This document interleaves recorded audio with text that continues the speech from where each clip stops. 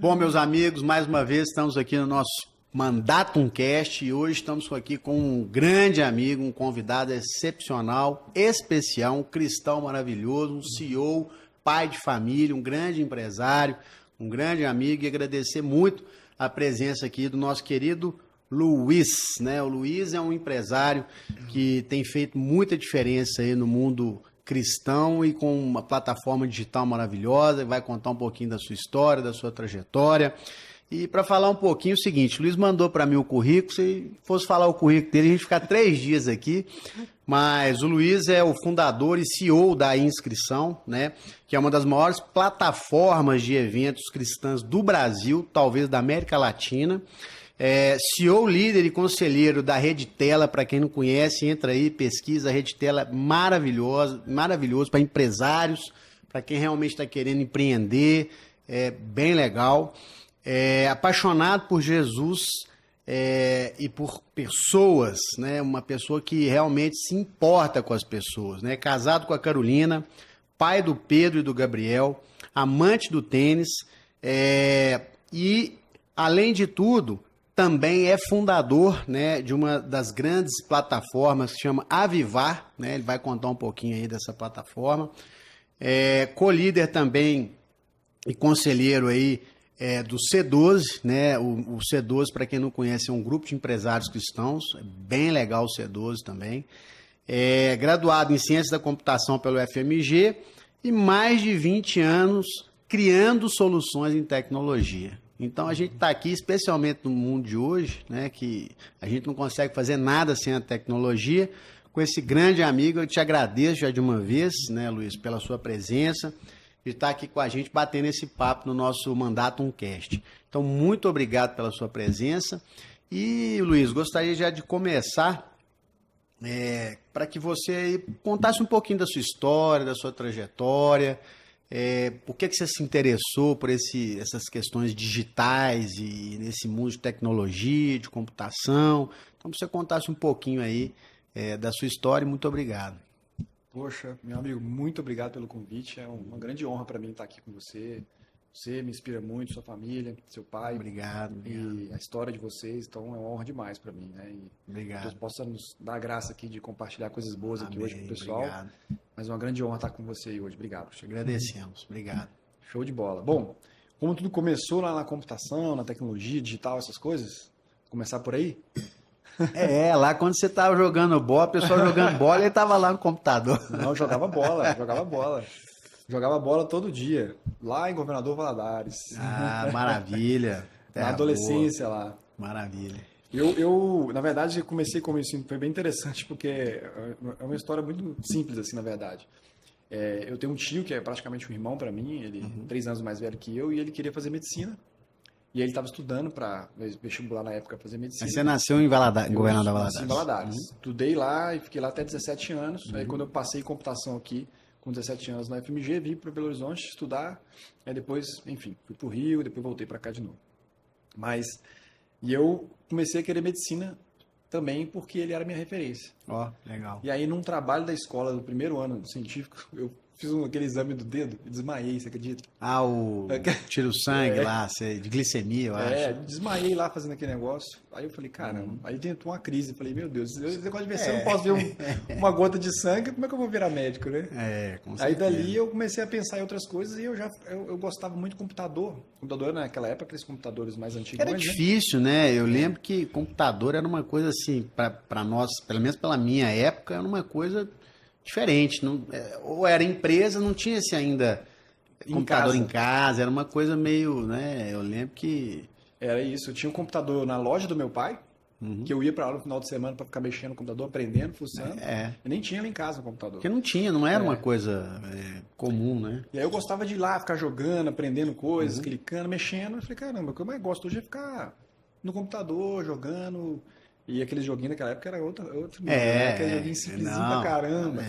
E aí começou aquele negócio da internet, o modem, né? A gente era a internet de escada. Aquele barulhinho, né? Exatamente.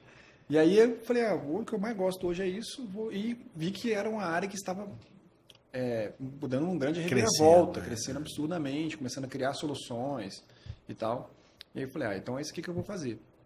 E aí decidi vir para cá. E isso já em Valadares. Aí você fez o terceiro ano lá? Aí eu fui até o terceiro ano fiz vestibular para FMG. Ó, passou. Queria vir para cá e bacana. Passei e comecei a estudar computação. Ali eu aprendi a desenvolver software, ali eu aprendi várias coisas.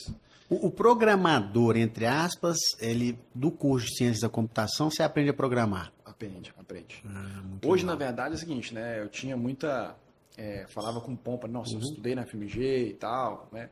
Mas a grande verdade é que hoje os melhores programadores, eles não estão conectados a uma faculdade. São pessoas autodidatas, pessoas que aprendem sozinhas, né? Pessoas que vão atrás, tem tanto conteúdo para aprender.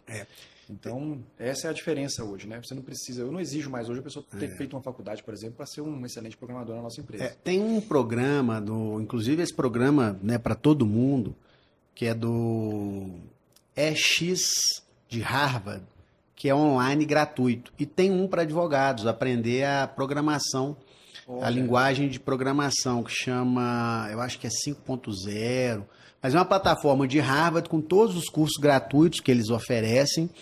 E esse curso tinha que pagar um tuition, não sei se é $200, alguma coisa assim, mas enfim, eu comecei a fazer a programação, aprender a programação, porque por que tem esse curso, na realidade?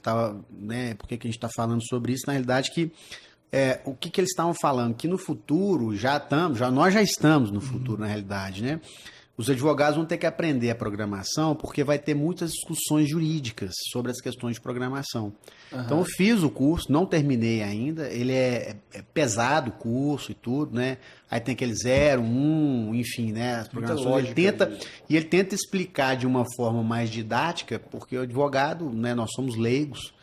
Existem muito poucos advogados especialistas, muito poucos advogados especialistas nessa área, e é uma área que a gente está estudando aqui no escritório, e com o advento do chat GPT, de inteligência artificial, a pessoa vai, será que foi ela mesma, será que não foi? Então tem esses cursos, é um curso gratuito, mas é uma coisa assim, pra gente que não entende, é uma coisa, parece que é um bicho de 7 cabeças, e por incrível que pareça, pelo que eu vi, é uma coisa simples, mas muito complexa ao mesmo tempo. Né? Se você tem que dedicar, você tem que ser apaixonado, né? Tem que entrar de cabeça. Mas interessante como que hoje tem materiais como esse à disposição. Você não precisa pagar caro uma faculdade ou alguma coisa, curioso tá na isso, mão, né? Bom, e aí você fez então, ao longo de todos esses anos lá na ciência da computação, e aí você foi se especializando, né? Como é que foi essa criação? Como é que você teve a ideia, né? Qual que é o seu background de trabalho? O que você... Então, meu pai sempre me inspirou muito no trabalho. Assim, meu pai sempre foi muito trabalhador e muito raçudo. Aquele cara que, sem condições, ali Lagos, simples, né? no interior, Resiliente, sem capital e foi representante. Depois criou loja de acabamento, depois começou a fabricar sabão, já fez várias coisas, assim, sempre se virando para sustentar a casa, fazer o que tinha que ser feito. Depois que o filho nasce, amigo. Aí acabou, não é? Aí já era. Então, luta, ele sempre me inspirou muito, assim, trabalhou muito e sempre tentou muitas coisas, mesmo não tendo tantas oportunidades. Então, eu sempre tive essa cabeça empreendedora, assim, de criar soluções. Não do negócio em si, mas de resolver problemas criando soluções. A computação também te ajuda muito nisso. Então, esse pilar do meu pai, mas o pilar da lógica, da computação, de criar algoritmos, criar soluções para automatizar coisas. Então, eu, durante a própria faculdade, tudo que eu comecei a vivenciar e ver que era muito manual, que dava muito trabalho, começava a pensar, caramba, isso aqui podia ser um software que automatiza isso, poderia ser muito mais simples, um botão que resolve, não precisa alguém ficar horas fazendo isso. Então, isso aí. essa minha cabeça sempre foi processando isso. Então, o que aconteceu? Aí eu estudei, eu comecei a fazer estágio na TIM, na verdade... Aqui em Belo Horizonte ainda era Maxtel na época. Maxtel. Você vai lembrar. Sim, lembro. Toda aquela mudança do sistema de telecomunicações, né? Lembro. E aí virou TIM. E aí eu tive a oportunidade de ir para o Rio de Janeiro. Então eu fui para o Rio em 2006. Trabalhei na TIM. Pela Maxtel, pela TIM. Pela TIM já. Aí já tinha virado TIM. Isso foi em 2006. Eu comecei a trabalhar na TIM em 2002 e trabalhei até 2017. Então eu fiquei 15 anos trabalhando na TIM. Legal. Então, tive Isso no Rio?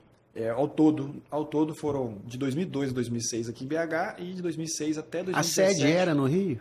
Então, nesse momento que foi 2005, até um pouquinho antes, 2006, ali nessa época, eu estava migrando tudo para o Rio de Janeiro, porque o Headquarters da TIM foi para lá. Então, começou lá, era as telecoms regionais, tinha TIM Sul, TIM Nordeste, TIM Maxtel e tal. Então, foi a época que centralizou e unificar tudo lá. Então, quem foi para lá estava tendo muita oportunidade, porque a área toda de planejamento, orçamento, tudo.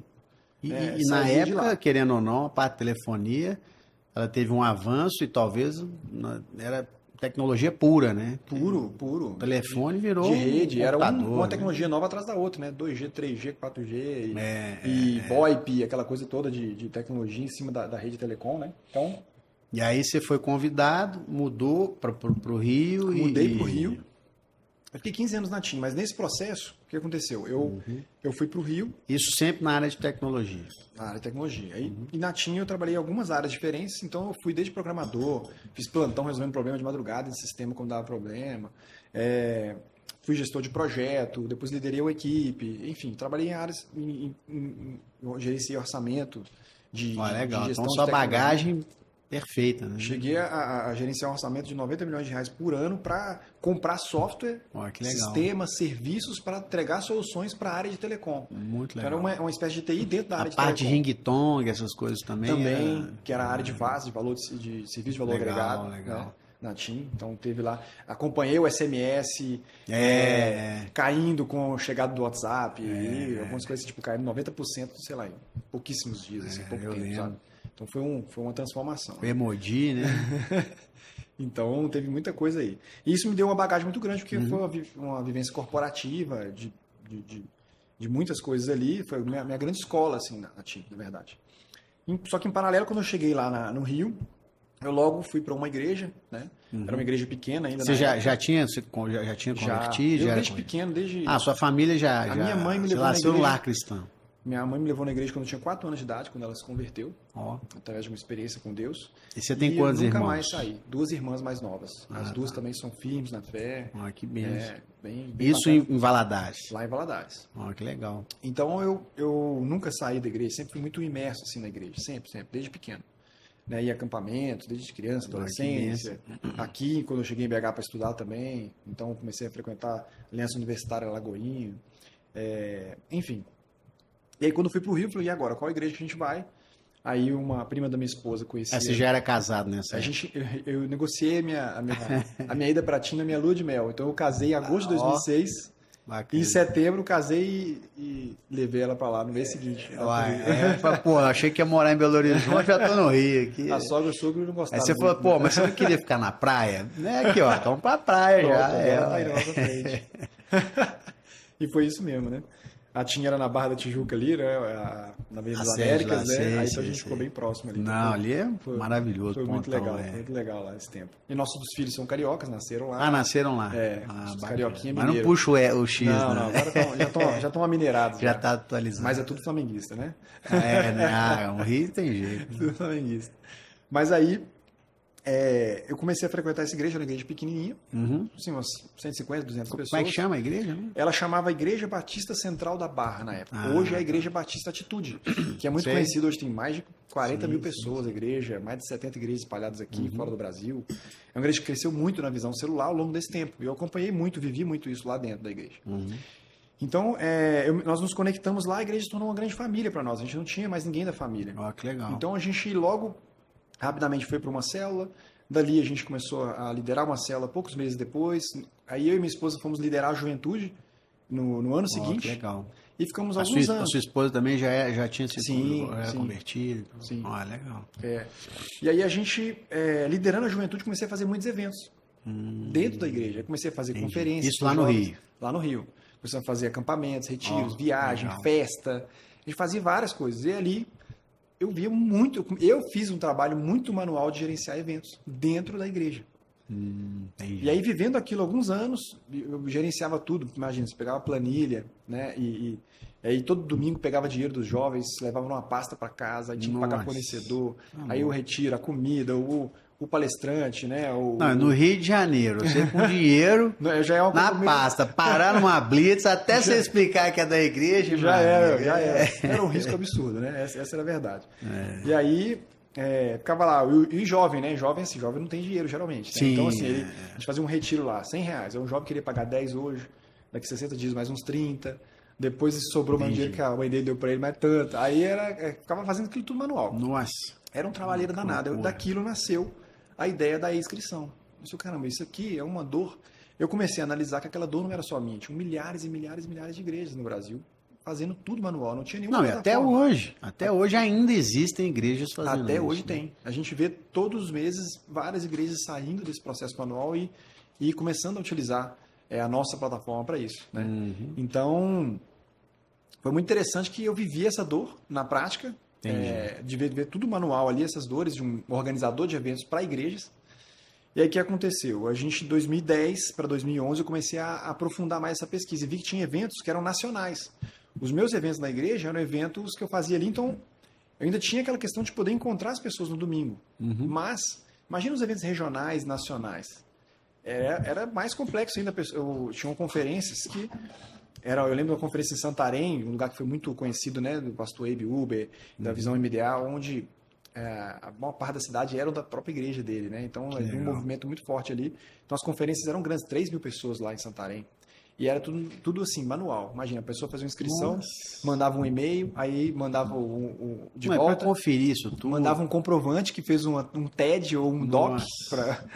Aí, na época ainda tinha aquele papelzinho, né? Que a pessoa depositava, você não sabia se tinha feito, se não tinha. Ainda tinha isso. Mandava isso comprovante. Enfim, aí eu falei, gente, isso aqui é uma dor incrível, isso gigante, isso aqui é uma empresa, é um negócio. Aí virou essa chave que era um negócio. Aí de 2011 para 2012, eu startei a abertura da empresa no finalzinho de 2011 para 2012, da inscrição. Então, você assim mesmo programou, você mesmo montou, você... Não. Foi interessante porque em 2009, em paralelo... Tem um cafezinho, se você quiser ficar mal. Aqui, ó, deixa eu pegar esse cafezinho aqui. Em 2009, eu fiz um sistema para a minha igreja. O que acontece? Como eu estava servindo lá, eu também fui líder de célula e também depois fui supervisor de célula. Estava muito imerso com o pastor ali nas reuniões e tudo que acontecia. E quando começou a crescer, havia uma demanda. Toda semana o pastor, gente, mas quantas pessoas foram na nossa célula? Quantas crianças? Quantos visitantes? Você não sabe, né? Não sabe. Aí eu, no meu tempo livre, lá em 2009, à noite, fim de semana, fiz um sisteminha, o famoso sisteminha, né? Faz um sisteminha pra mim aí. É sempre assim, né? Uma coisinha pequenininha. É igual Bill Gates, vou fazer um sisteminha aqui. Faz um sisteminha, resolve aí. Aí a gente fez eu fiz só pra igreja usar. Para abençoar a igreja. Não tinha pensado em negócio, nem nada. E aí daí, a igreja começou a crescer, e aí os líderes colocavam lá, toda semana, quantas pessoas foram, visitantes e tal, e saiu um relatório. Aqui, ó, o pastor tem na mão agora quantos. Legal. E está crescendo, está diminuindo, está trazendo gente nova e tal. E aí algumas igrejas começaram a acompanhar, falando, gente, por que vocês estão usando aí? Porque a visão de vocês está funcionando muito bem. Aí começaram a pedir. Mas eu não era uma empresa, não era nada. Mas como que eu vou fazer? Aí, em paralelo, isso foi em paralelo. Daí nasceu uma outra empresa que eu fundei, que é a Atos 6. Né? A Atos 6, inclusive, a Mandato nos acompanhou bastante no nosso processo de M&A, né? Claro. de venda e a fusão lá com a InChurch. Então, em 2023, a gente fez essa venda, né, da Atos 6. Então, aproveitar e mandar um abraço pro pessoal da InChurch. Aí, ó, isso aí. Pedro, Sidney, show de bola. Show de bola. Então, a gente também... Nasceu o Nando também, que participou muito aí desse processo. Isso, com certeza. Então, a Atos 6... nasceu como algo para ajudar a igreja. Então, o Atos 6 é antes da inscrição. Ele só não é antes pelo seguinte, porque... Deixa eu pegar esse café. Você já tinha essa ideia... O Atos 6 ele só não nasceu como empresa antes, ele nasceu como uma solução. Mas aí o que aconteceu? Em 2012 eu comecei a inscrição de fato como empresa e vi que eu não tinha tempo para fazer tudo isso aí sozinho. Então eu comecei contratando já desenvolvedor, e aí com investimento capital próprio meu ali. Mas você continuava ainda trabalhando na TIM? Continuei trabalhando até 2017 na TIM. Foi um processo, inclusive hoje, né? Eu entendo que eu demorei muito para dar esse passo de estar dedicado ao negócio. Mas também... é difícil também, né? Porque a gente fica, às vezes, você tem vamos dizer assim, alguma coisa que é certa numa empresa multinacional. Você tem que sempre pesar os dois lados da balança e é difícil empreender. Né? Ainda mais no Brasil, né? Empreender no Brasil. Nossa. Eu lembro meu pai que passou tantas dificuldades, falava assim... Você tem um trabalho maravilhoso aí, tudo maravilhoso e tal, tem um salário bom e tudo, isso vai fazer...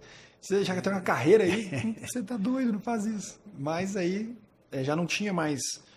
O meu coração não estava mais na TIM, né? Meu propósito já não estava mais lá. Claro, eu olhava os diretores, os caras tops lá, e falava, cara, eu não quero mais isso, eu não quero chegar ali. Então, meu coração foi para ali, aí eu comecei nos meus tempos livres ali, fazendo suporte e tal, começando devagarinho. Aí aí veio a Atos 6. Aí um ano e meio depois veio a Atos 6 também. Ah, tá. Eu entendi que essa demanda também foi crescendo. E por que Atos 6? Onde você tirou esse nome? Atos 6 foi um grande amigo meu, um pastor e grande amigo meu, o Heinerson, que era da igreja, e ele foi seminarista e pastor de jovens quando eu era líder de jovens. Ah, legal. E aí nós fizemos um brainstorm de nome, veio nomes de todos os tipos e tal. E essa sacada foi ele que fez, ele tira a onda até hoje que ele que criou o nome, né? Ah, legal. E ele, aliás, Heinerson, um abraço, meu amigo, você é precioso demais. Mandar um abraço para ele, porque é um cara diferenciado. Sabe aqueles legal. caras diferenciados? Vamos chamar ele aqui depois. Né? Ele é um desses caras. E aí ele teve essa sacada, e o Atos 6 encaixou perfeitamente. Por quê? No capítulo 6 de Atos, é quando os apóstolos eles começam a ter dificuldades na área de gestão e administração da igreja. Começa a faltar alimento para as viúvas helenistas. E aí eles falam, gente, vamos parar aqui porque a gente precisa chamar 7 pessoas de boa fé, cheias do Espírito Santo e tal. Coloca várias características. Ou seja, fez um processo de entrevista ali, de currículo. Nós precisamos de diáconos. Daí veio o conceito de diaconia. Para eles focarem o quê? Na palavra e na oração. Entendi. Então a gente entendeu que a nossa solução, a Atos 6, ela seria uma espécie de diácono. Dali para ajudar. Para ajudar o pastor a focar na palavra e na oração, enquanto gestão financeira, gestão de célula, membresia e tantas outras coisas, ter uma solução para colaborar. E daí que nasceu esse nome. Muito legal, bacana. É isso aí, esse foi o começo de tudo. E aí, dentro da Atos 6, vocês começaram a fazer e crescer, enfim, né? E aí, inicialmente era para uma igreja, as igrejas locais, e depois, né, cresceu o Brasil todo, enfim. E aí, paralelo, veio a inscrição. Como é que foi essa... Então, a inscrição eu fundei sozinho, o Atos 6 eu fundei com uma outra pessoa, um outro sócio que eu tinha na época. Depois a gente, em 2019, eu comprei a parte dele, né? Mas aí, a inscrição, eu comecei a fazer isso tudo em paralelo. E aí, esses anos iniciais ali, eu vivia aquele conflito, né? Porque era um investimento meu mesmo na plataforma, as duas empresas ao mesmo tempo. Meu filho mais velho nasceu em 2012 também. E aí eu tava na TIM. Então aquilo tudo tava... Cabeça vai a mil, né? E servindo na igreja, fazendo várias coisas. Sem dormir. Aí eu comecei Chegou num ponto que em 2016 eu tive uma gastrite. Uma gastrite, aí eu fui descobrir que era tudo estresse. Totalmente emocional e tal. Falei, opa, esse aqui é o sinal que não dá mais. Agora eu tenho que dar um próximo passo. Eu acho que a gente já tinha uns 15 funcionários ao todo. Acabava que eu tinha algumas pessoas da Atos 6 que trabalhavam junto na inscrição e alguns eram dedicados. E era uma empresa meio que junta, assim, sabe? Entendi. Em alguns aspectos. E nesse momento, assim, uma curiosidade, né? Como você é de tecnologia e tudo, nessa época que você criou, tinha sede própria, era home office, era online? Como é que era Legal essa porque pergunta. é um negócio, até hoje, né? Assim, existe esse conflito, né? O conflito do home office. Se é bom, se é ruim, se é bom para a empresa, se é bom para... Sempre tem uma, né? Se tem... desfoca, se foca, é um negócio meio... Essa discussão é complexa, daria um podcast só dela, mas vamos tentar resumir aqui. A nossa história, ela é muito legal, porque o home office está intrínseco à nossa história. Então, já começou... Nós criamos a empresa, eu contratei um escritório fiscal para ter endereço fiscal, né? Sim. Virtual no Rio. E desde essa época, 2012 até lá, eu nunca fui nenhuma vez nesse escritório. Mentira. Nenhuma. Olha que loucura. Nenhuma vez. Que é muito bom, na realidade. Então, né? assim, porque o nosso negócio era 100% digital e eu comecei nesse contexto de estar na TIM. Então, se eu tivesse um escritório, nem eu mesmo ia lá. Com certeza. Ia ter o pessoal trabalhando, mas fora eu não o custo iria. também, né? Eu também comecei com o meu capital próprio, economias minhas ali, salário meu que sobrava, então era tudo assim, investimento ali todo mês do que tinha. Então, a economia de escritório para mim era fundamental. Claro. Então eu mesmo estaria lá. Então nós começamos em 2012, isso é muito legal, porque a nossa cultura home office é tão forte hoje. Ela é tão forte por quê? Porque a gente nasceu home office. Às vezes eu vejo eu tive algumas conversas, né, com pessoas assim, nossa, não deu nada certo para mim. Então eu falei, cara, realmente não é tão simples assim.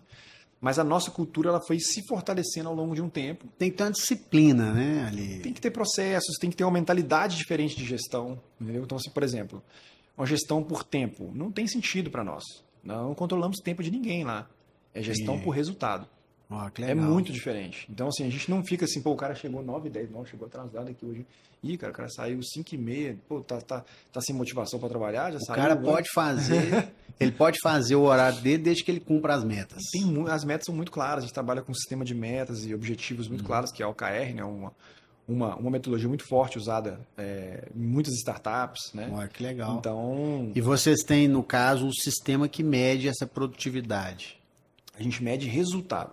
Uhum. O foco é nos resultados que estão atrelados aos objetivos que nós criamos para a empresa ao longo do ano. A gente trabalha com objetivos anuais e quebra isso em objetivos trimestrais. E toda semana nós temos um check-in para entender. Nós estamos alcançando? A gente está confiante que vai alcançar o que a gente definiu? Uhum. Sim, show de bola. Não? Então o que a gente tem que fazer diferente para alcançar? Mas, por exemplo, então hoje você está falando o seguinte, lá você não controla, você não tem um timesheet, o horário que o cara entrou no computador, saiu. Porque eu vejo que tem muitas empresas, especialmente multinacionais, que eles ficam meio que monitorando a pessoa se ela está online ou não pelo chat ou da Microsoft ou do sistema lá, se ele está no chat online ou não, você sabe se o cara trabalhou ou não.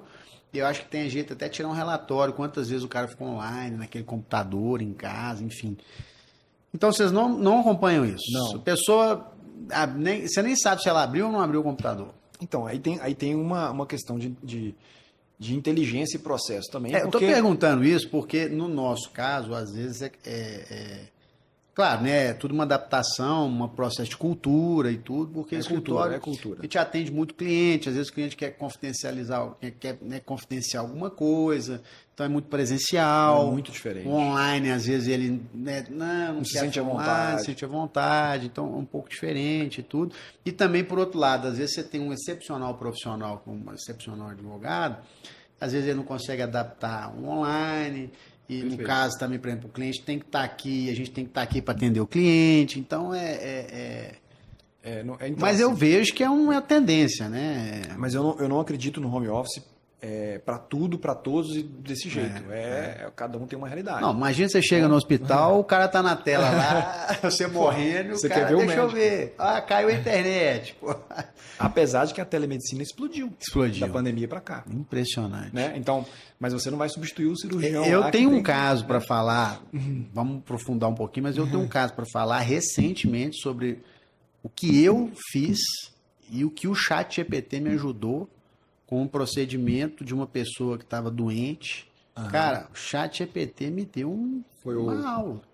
Depois eu vou contar esse caso aqui mais. É surreal, mas né? enfim. E aí você então não tem esse controle. Então, né? a gente não tem. A gente já viu muitas empresas, por exemplo, de tecnologia que faz isso. Assim, ele tem um programa que tem que ser instalado no computador da pessoa que, enquanto ele está nas telas tais e tais, ele está trabalhando, se não está, não está. A gente entendeu que essa relação de ficar monitorando dessa forma é uma relação de falta de confiança. É uma relação que um desconfiando do outro. Então você gera não só um clima ruim, mas é um clima de tensão o tempo todo. Cara, esse cara tá trabalhando ou não? Esse cara tá trabalhando ou não? Entendeu? Luiz, até para te ser bem sincero, do ponto de vista de gestão, de governança, de software, de sistemas, o que nós aqui do escritório, esse ano a gente faz 23 anos de consultoria para pequenas, médias, grandes empresas que a gente assessora, mas uma coisa sempre me chamou a atenção, muito.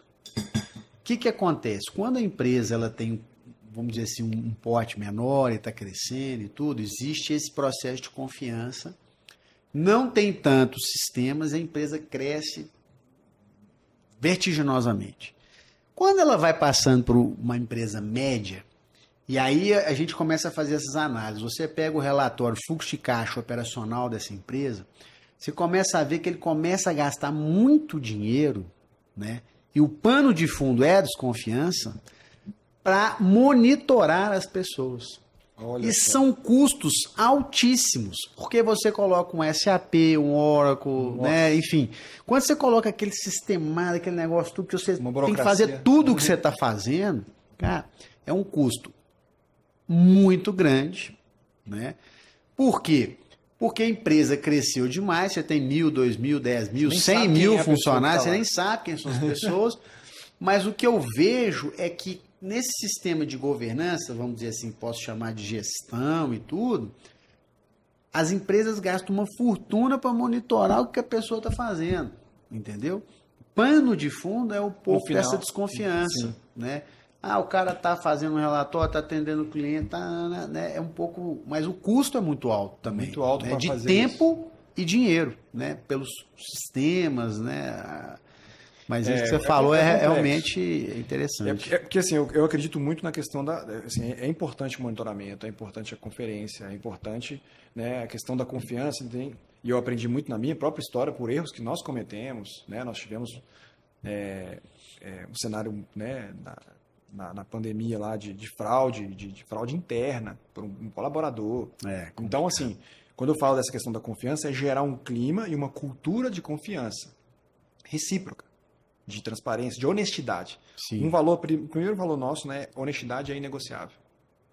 Então a gente precisa viver isso. A pessoa errou, seja honesto. Isso, entendeu? Agora, eu não estou dizendo assim que pode parecer, com alguém ouvir isso, parece assim, então lá cada um faz o que quer. Cara, não é isso. A pessoa entra com um compromisso, com uma missão, né? Aquela missão dada, um objetivo. Então, assim, se ele está indo na academia 11 da manhã, ou está indo na academia 3 da tarde ou 10 da noite, não tem muito problema para nós. Não vamos brigar com o cara por qual horário que ele está indo na academia. Agora, último dia do mês, olha que exemplo interessante. Último dia do mês, o cara não bateu a meta dele, está longe da meta dele. Aí ele está postando no Instagram que ele está a tarde inteira na praia. Isso é uma incoerência. Claro. Então nós não vamos. Nós vamos vai passar a mão na cabeça num caso desse. Então fica lá na praia. Não, querido, você falhou. Você falhou grave. Você não está atingindo seu objetivo porque você não está tendo comprometimento com o seu resultado. É diferente de falar. É parecido, mas é completamente diferente. Cara, você não tem comprometimento com o resultado.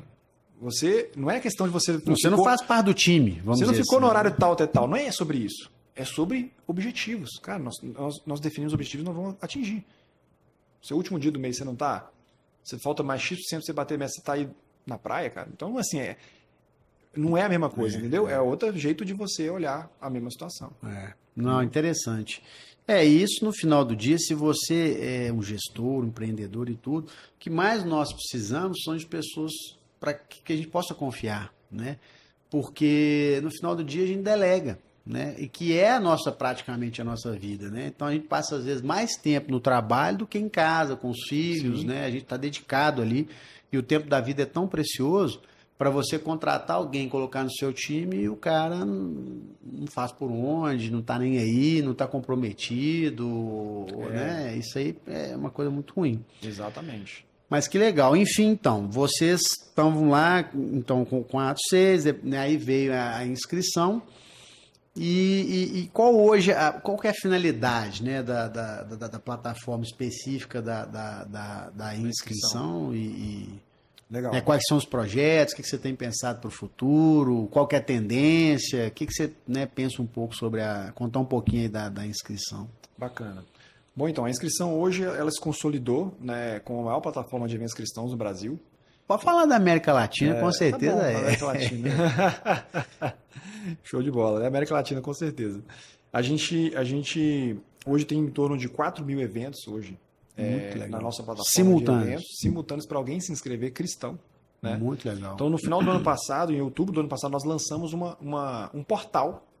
Porque esses eventos é uma coisa meio até engraçada, né? Porque nós já éramos o maior do Brasil, mas as pessoas não tinham acesso a esses eventos. Nós não tínhamos um marketplace, um portal, onde podia se ver os eventos. Entendi.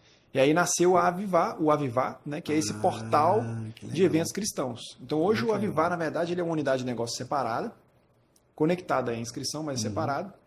E ele hoje é o maior portal de eventos cristãos do Brasil, porque ele traz eventos de outras plataformas. Eu sei que está todo mundo curioso, mas depois ele vai dar para a gente aí os endereços para a gente ir lá, pesquisar, olhar, ver. Boa. Vamos lá, olha. e-inscrição.com, né? Anotou aí, né? E-inscrição.com, vai entrar também. E Avivar, com H no final. Lá, ó. Aqui, ó. E-inscrição.com, e-inscrição.com e avivar com H no final.com.br. Avivar é o nosso portal de eventos cristãos. Então, Avivar se tornou o quê? Esse lugar para o cristão achar Então, algo para ele final fazer. de semana fui para Curitiba. Cheguei no final de semana, vamos ver se tem algum evento aqui. Eu entro no Instagram também. Também tem Instagram. Eu entro no Instagram lá, eu vejo, vai ter um evento aqui, vai ter show, vai ter uma pregação, vai ter um culto, tá tudo lá. Curitiba, por exemplo. Eu gosto de seguir o Subirá. O Subirá tá em Curitiba aqui esse final de semana. Legal. Aí eu vou lá na igreja dele e tal, tem um congresso aqui acontecendo e tal. Legal. A PIB de Curitiba aqui tá tendo alguma coisa específica. Aí você vai ver lá e vai achar um evento legal. lá onde você está. Então, eu sou empreendedor, vou procurar eventos para empreendedores. Eu sou mulher, vou achar conferência para mulheres na minha localidade. Ou que tenha fulano de tal que eu gosto de acompanhar. Então, todos os eventos que estão ali conectados do Inscrição hoje estão publicados, vamos dizer assim, né? Para todo mundo no Avivar. E o Avivar tem eventos de outras plataformas também, se consolidando como o maior portal. Exatamente. Legal. Muito legal. Então, a inscrição ela é hoje bem consolidado como a maior plataforma. Então, só a inscrição, hoje a gente tem em torno de 2.700, 2.800 eventos, alguém para se inscrever agora. Impressionante. E a segunda maior plataforma tem pouco menos de 1.000. Como que tem evento, né? Como que tem evento. Impressionante. E tem muito mais igrejas para a gente alcançar. Eu fiquei reparando uma coisa curiosa, assim, esse ano, né? O ano começou e uma coisa que eu prestei atenção. É tanta coisa que você recebe, tanto e-mail, mensagem, WhatsApp, tudo... Você começa a ver assim, porque quando você vai trabalhando ali, você vai recebendo, mas já no começo desse ano, a quantidade de coisas, e aí eu falo, né, de eventos, de reunião, de tudo, foi, gente, impressionante, a quantidade é muito grande, quase que o ano todo já está você tem alguma coisa, algum evento, algum programa, quase todo mês, ali algumas coisas assim, você tem que até selecionar, né? Se você começar a aceitar tudo, é impressionante a quantidade de eventos que tem, uma coisa... Muita coisa. Mas, Luiz, uma outra coisa assim, por exemplo, eu não sou, vamos supor que tem uma empresa e ela quer fazer um evento, ela pode usar a sua plataforma? Pode usar. Que ela não seja vinculada a nenhuma igreja. Pode usar. Eu quero fazer aqui um evento... Eu vou trazer aqui o Elon Musk para poder dar uma palestra aqui. Eu posso usar a sua plataforma? Pode usar. A gente atende vários outros segmentos. Ela é aberta? Ela é aberta. 15% hoje dos nossos clientes são outros nichos, outros segmentos. Legal. Treinamentos, cursos, corrida de rua, várias coisas que você imaginar que você nem imagina. Coisas da área de saúde. Muito legal. Muitas coisas. Mas o nosso core... O nosso propósito, onde a gente, né, é especialista disparado, no meio cristão pela nossa origem, por toda a nossa história. E eu acho legal, por quê? Porque a pessoa, ao se conectar à inscrição para poder fazer, e ele vai no Avivar para ver o dia, o horário, o local, ele começa a ver os eventos cristãos também, né? Você faz um mix ali que você chama as pessoas também para conhecerem lá, ou a igreja, ou o local, ou o evento, enfim, né? Acho que é muito legal. E a gente tem a oportunidade também com isso, Felipe, de levar os nossos valores e a forma da gente ser para quem também não é cristão. Legal, com certeza. Que é um dos nossos pilares muito fortes na empresa, assim, no nosso dia a dia, de como a gente relaciona com os clientes, de como a gente lida com os clientes para levar os valores cristãos. Sabe? Legal. Agora uma outra pergunta, né? Mais uma curiosidade, porque hoje em dia a gente fica vendo assim, tem uma... É difícil, eu acho, né? A gente avaliar as pessoas pelo currículo. Como diz o Márcio Hudson, até mandou um abraço para ele. Ele falava assim, Felipe, impressionante, currículo só tem herói. Então, contratar essas pessoas, né? Como é que quando você vai lá abrir um processo seletivo, essa pessoa, ela obrigatoriamente tem que ser cristã, ou ela... Como é que é esse pensamento assim, na empresa e tudo? Como é que vocês... Legal. O nosso processo seletivo ele é bem rigoroso, assim, tem muitas etapas, sabe? A gente filtra muito e tem alguns pilares muito interessantes aí no meio desse caminho. Então, primeiro que assim, a gente não filtra ninguém por religião. Inclusive, isso é proibido no Brasil. Pois é. Mas é aberto, não é aberto. Qualquer um. Então, todo mundo pode se inscrever. E a gente... Qual que é o grande ponto? Assim? A gente conecta muito com propósito e valores. Então, ao longo do nosso processo, nós temos perguntas-chaves e interação-chave com os candidatos que nos ajuda de maneira muito clara a perceber o propósito daquela pessoa, se conecta muito com o nosso propósito. Os valores que ela que as pessoas veem muito dos nossos valores através de coisas que nós postamos, inclusive nas vagas. Então, entendi. ao longo do processo de entrevista, fica A claro. pessoa já está clara ali, sabendo onde que ela vai trabalhar. Tem pessoa que ela já chega e fala assim, gente, eu vi que a cultura de vocês é incrível por causa disso, eu quero estar aí com vocês por causa disso. Legal. Pronto, você falou, caramba, ela conectou. Legal. Ela quer estar num ambiente como o nosso. Então, assim, isso tem um valor Já muito tem grande. uma cultura definida ali. Gente, olha, você Exato. vai trabalhar aqui todo mundo joga tênis, ninguém joga futebol. É mais ou menos isso. Ela vê depoimentos, ela vê Legal, na internet legal. várias coisas ao longo do processo e fala assim, cara, esse pessoal é assim. Entendi. Então, se ela não se identifica com o que a Nem gente faz a é, inscrição, lógico. ou Nem- ela nem se inscreve, Sim. ou no caminho fica nítido, entendeu? Sim. Então, legal. a questão técnica, é claro que a questão técnica que é necessária para uma vaga, ela é analisada também. Claro, mas lógico. ela é um requisito ali que você tem que cumprir, mas esses outros são fundamentais para a gente escolher Legal. os candidatos. Entendeu? E agora, assim, indo um pouquinho mais um pouco, assim, né, dentro dessa questão de tecnologia, assim, o que você vê, Luiz, é um negócio muito doido, assim, esse negócio do chat GPT, dessas novas tecnologias, eu fico impressionado, porque eu tive um episódio agora recente e uma pessoa ficou doente, ficou doente não, teve um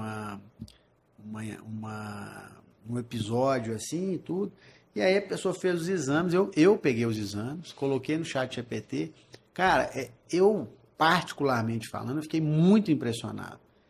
Em 5 segundos ele me deu um relatório completo, um relatório médico, quais itens lá do exame de sangue, né? Quais os itens estavam bons, quais estavam ruins, o que tinha que observar, o que tinha isso, que tinha. E essa pessoa, né? Não vou falar o nome aqui para preservar a pessoa, graças a Deus está tudo bem e tudo, mas deu um item lá que deu uma diferença.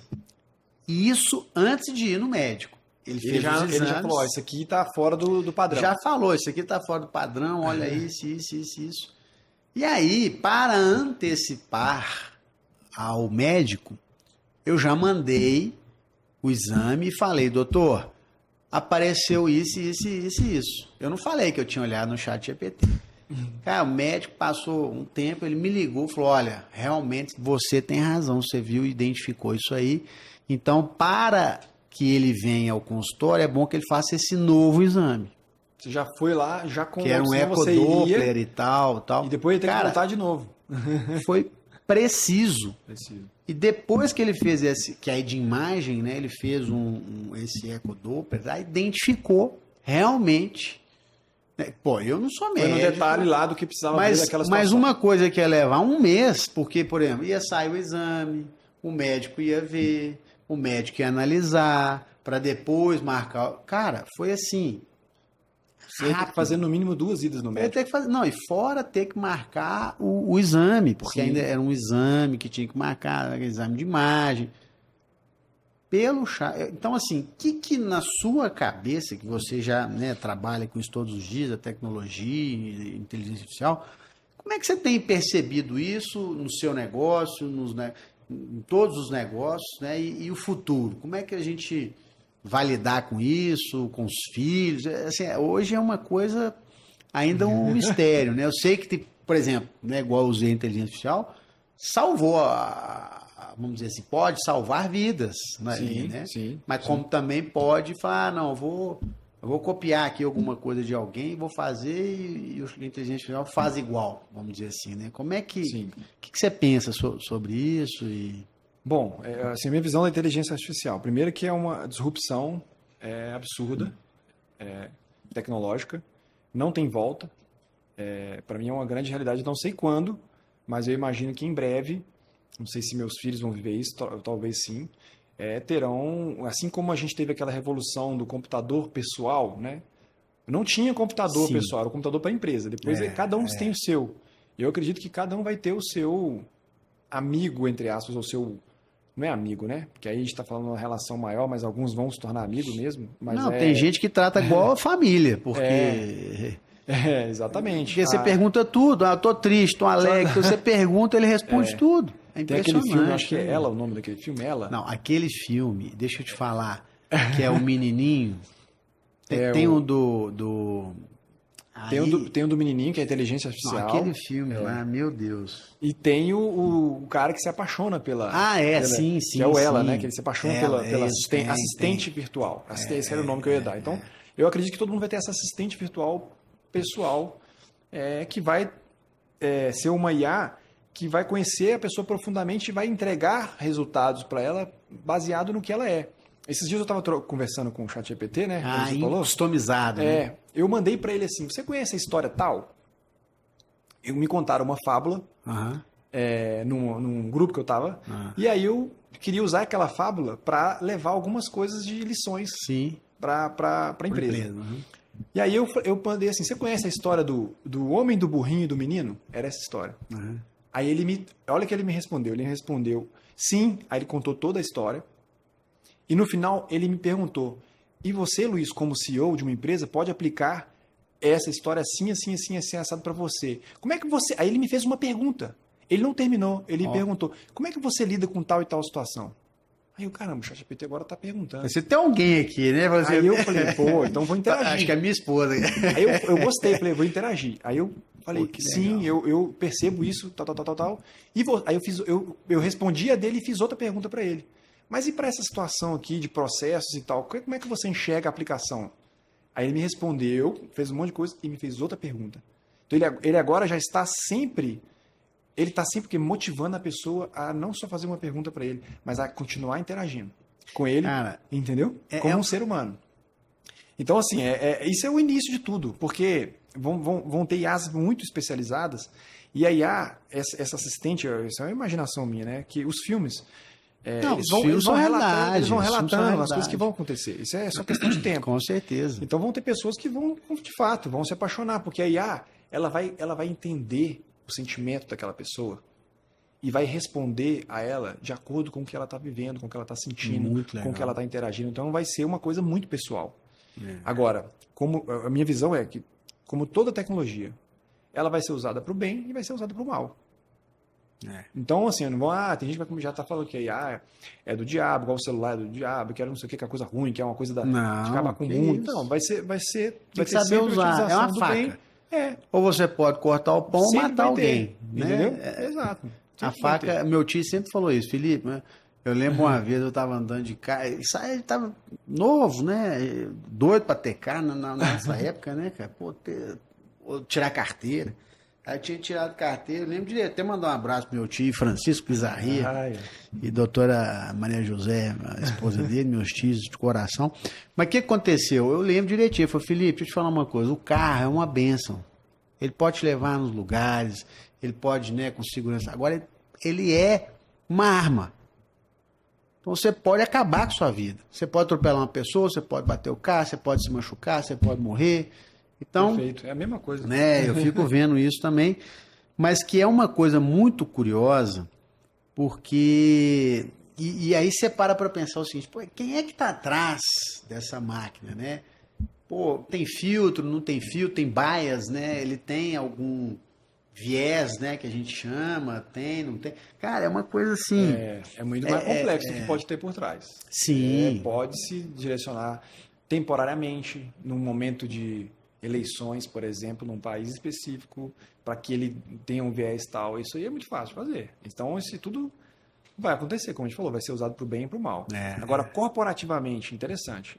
A minha visão, que a empresa hoje que está usando muito pouco, ou quase nada IA... Está fora. Está fora. A gente já tem IA sendo usada nas gravações de todas as reuniões, já tem IA sendo usada resumindo tudo que está acontecendo. Tudo. Já tem IA dando resumo de vendas. A nossos processos de vendas hoje, a IA já nos dá o sentimento, as principais objeções, o que tem que focar para os clientes, porque já dá um dashboard mostrando, no último mês está aqui.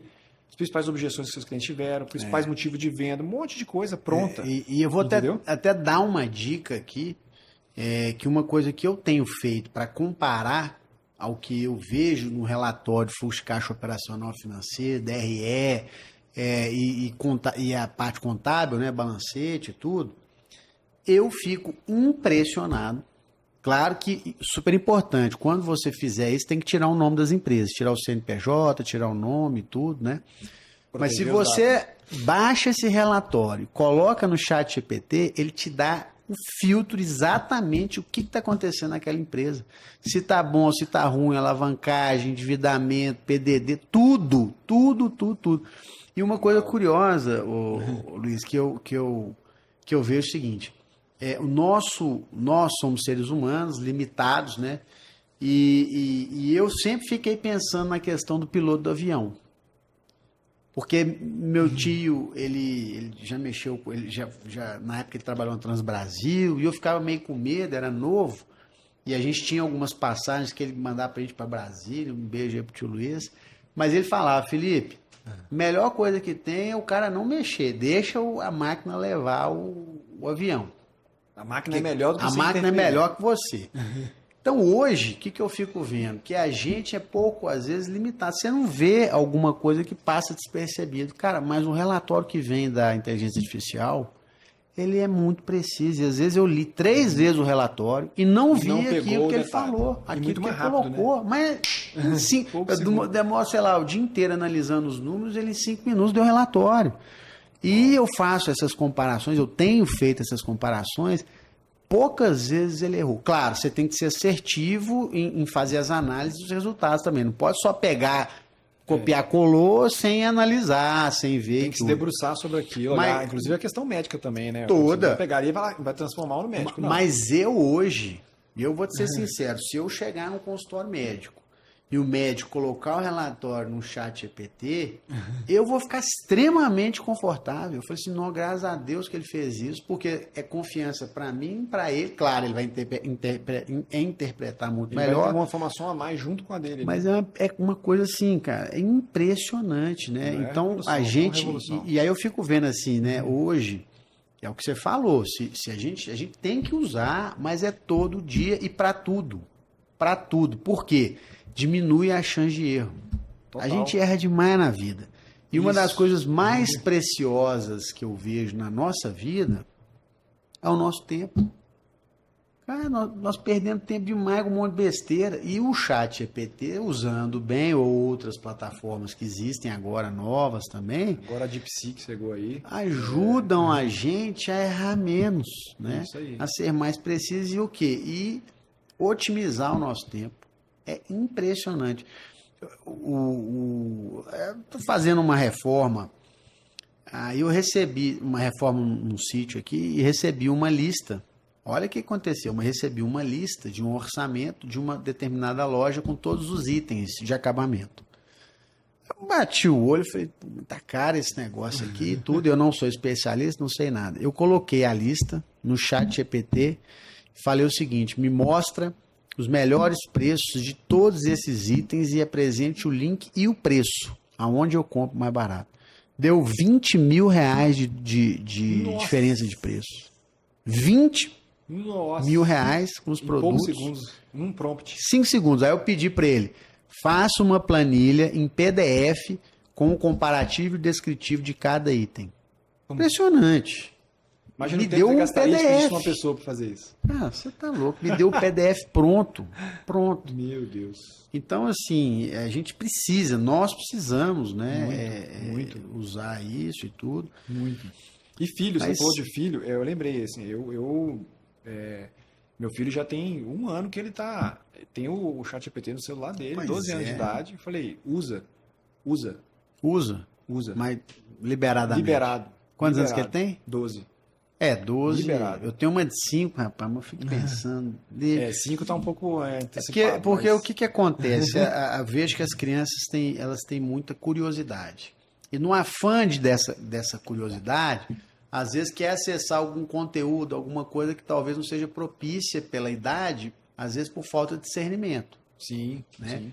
Então, mas eu fico pensando também, né? A pessoa tem que utilizar, né, a ferramenta, porque quanto mais usar, mais ela vai saber, mais ela vai se especializar, mais ela vai aprender e mais ela vai sair ali na frente, enfim, né? Vai ser... já tá lidando com aquilo ali, já tá entendendo como é que funciona, já vai estar à frente dos demais. É claro que eu tenho que olhar lá de vez em quando, ver o que ele tá fazendo, perguntando, se tá interagindo com conteúdos que faz sentido, mas assim, eu não acho que tem que proibir Não, acho que tem que ser um dos Tem melhores. que ensinar, né? A saber usar. Ensinar. É uma ferramenta. Ensinar bem, é usar bem a ferramenta. Entendi. E eles usam a ferramenta. Eles têm celular hoje, né? Ou não? O mais velho tem, o de 9 não. O de 9 só vai ganhar quando tiver 11. 11 eu coloquei o 11. 11, né? Aí, 11, subiu a ré. Subi. Não, tem que ser, com certeza. Aí esse ganhou com 11, esse que tá usando o ChatGPT tem 12 agora. Não, maravilha.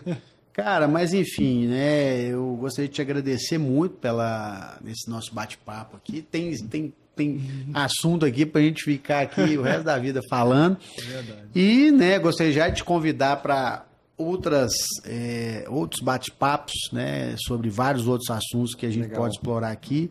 Mas já de antemão te agradeço, e a gente tem sempre aqui no nosso Mandatum Cast, a gente sempre pede para que, né, os nossos convidados e o que você pode assim deixar de mensagem, né, para as pessoas que estão nos assistindo, para as pessoas que querem empreender, que querem, né, se conectar talvez no caso dessas atividades cristãs, assim, o que você poderia, né, deixar aí de mensagem para as pessoas que estão nos assistindo e deixar para a posteridade aí? Posteridade é boa. Legal. Bom, uma coisa que eu tenho falado muito, vou deixar para o pessoal, é não caminhe sozinho. Não faz sentido caminhar sozinho, né? Eu tentei caminhar essa jornada que eu contei um pouquinho aqui, eu fiquei muito tempo praticamente sozinho, assim. Então, de alguns quase 3 anos para cá, eu investi muito em ter mentores, em ter pessoas que vivem o que eu vivo, outros empresários, em conectar redes, né, de empresários como C12, Tela, né, e amigos. E a vida empresarial, a vida do empreendedor é muito solitária, né? Então, a mensagem que eu deixo é: não caminhe sozinho, esteja com pessoas, almoce junto, janta junto, conecta junto, compartilhe suas dores, seus problemas, suas dificuldades, porque você acha que você está vivendo uma coisa da tua empresa ali que é só você, que é mais difícil para você. Não. Tem um monte de gente que já vivenciou e pode te dar a solução, assim, ó, porque já passou por aquilo, né? E então, essas conexões, essa questão de criar amizades, de confiança, pessoas próximas, mentores, é muito importante, né? Você vai crescer muito mais rápido, muito melhor, estando conectado com pessoas. Então, não caminhe sozinho. Não caminhe sozinho. Esse é o recado que eu queria deixar aí. Também te agradecer aí pelo tempo. Para mim é uma grande honra poder aqui bater papo, de estar junto aí. É bom demais. Claro, nós que agradecemos. Bom demais. Estamos prontos para outra, né? Vamos marcar aí. Boa. E já de antemão, né, agradecemos muito aí a sua presença aqui no nosso bate-papo. E agradecer você que nos acompanha com todos os nossos podcasts, que você que pode estar conectado, sempre aprendendo alguma coisa nova, a gente está sempre aprendendo. E muito obrigado pela sua audiência, por tudo que você tem acompanhado aí. E se você quer algum tema ou alguma coisa que você viu, quer que a gente converse, ou, né, fale aqui, mande para a gente aí nos nossos canais aí. Muito obrigado, um grande abraço e Deus abençoe. Grande abraço a todos. Valeu, meu amigo. Valeu.